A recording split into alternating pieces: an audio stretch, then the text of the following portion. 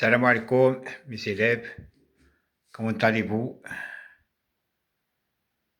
J'ai fait un exercice dans le livre Al-Mufid pour la deuxième année du baccalauréat. On considère la fonction numérique définie par f de x égale à 5 moins racine de x plus 17, f de 8 est égal à moins 1 sur 10. Premièrement, on fait le domaine de définition. Le domaine de définition, c'est l'ensemble des x appartiennent à R, tel que x plus 17 est supérieur et égal à 0, et x est différent de 8. Donc, domaine de définition, c'est moins 17 plus l'infini, et x différent de 8. Ça veut dire moins 17 jusqu'à 8, 8 ouvert, et non 8 jusqu'à plus l'infini. Maintenant, l'exercice. On fait la limite, si x tend vers 8, de 5 moins racine de x plus 17 sur x moins 8, si est égal à moins 1 sur 10, il est continu. Si il est différent de moins 1 sur 10, il n'est pas continu. Donc, limite x tend vers 8 de 5 moins racine de x plus 17 sur x moins 8. Premièrement, toujours, on remplace x avec 8. 5 moins racine 8 plus 17, c'est 25, c'est 5, racine de 25, c'est 5, donc 5 moins 5, c'est 0. Ici, x moins 8, c'est 0. Donc, il nous donne une forme indéterminée. Donc, on fait la limite x tend vers 8. Maintenant, on fait la multiplication de x moins racine de x plus 17 par son conjugué. Le conjugué, c'est x plus racine de x plus 17. Voilà. Donc, je multiplie par ici par x plus racine 17 et je divise aussi par x plus racine 17, de 17. Donc, on a a moins b facteur de a plus b, c'est a au carré moins b au carré. X plus 17, racine de x plus 17 au carré, ça fait x plus 17. Donc, je fais c'est 25 moins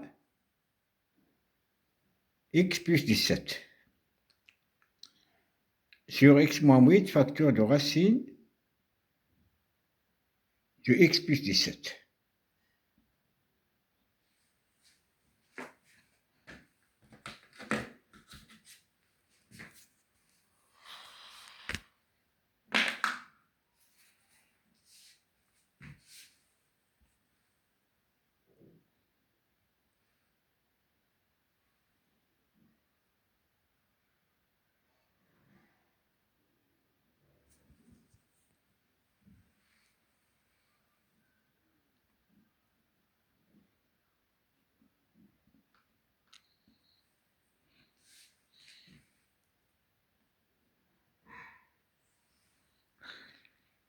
Donc, c'est égal à 25 moins x moins 17 sur x moins 8, facteur de racine de x plus 17. Donc, il est égal à limite, ici, 25 moins 17, c'est 8, moins x, ça veut dire 8 moins x, c'est égal à moins au facteur de x moins 8, sur x moins 8, facteur de 5 plus x plus 17. Racine de x plus 17. On simplifie par x moins 8, et il nous reste moins 1 sur 10. Donc, c'est égal à f de 8. Donc, la fonction f de x est continue au point 8. Bonsoir, j'ai un autre exercice.